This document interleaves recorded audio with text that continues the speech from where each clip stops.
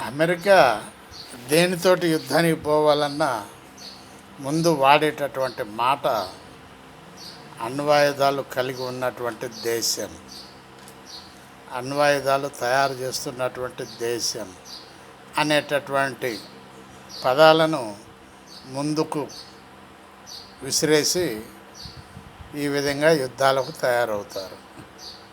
ప్రపంచ దేశాలను నమ్మింపజేస్తారు అణ్వాయుధం తయారు చేస్తుంది అని.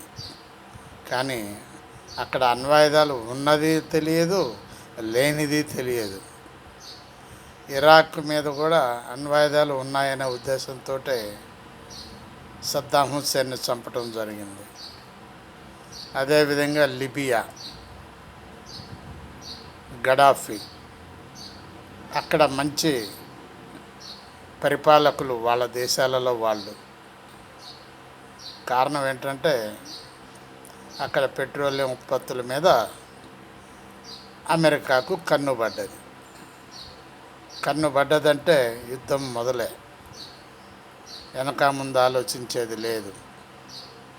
ప్రస్తుతం కొన్ని వందల వేల కోట్ల రూపాయలు ఈ యుద్ధానికి అవసరం కాబట్టి అమెరికా ఆ డబ్బు కావాలని అమెరికా పార్లమెంట్లో పెట్టడం జరిగింది. దానికి అక్కడ ఉన్నటువంటి వాళ్ళు ఒప్పుకోలేదు. యుద్ధం నీ వల్లనే వచ్చిందని ఎదురు తిరుగుతున్నటువంటి అక్కడి ప్రజలు చూసారా? ఆలోచించండి ప్లీజ్. బాలసాని వీరప్రసాద్, హైదరాబాద్.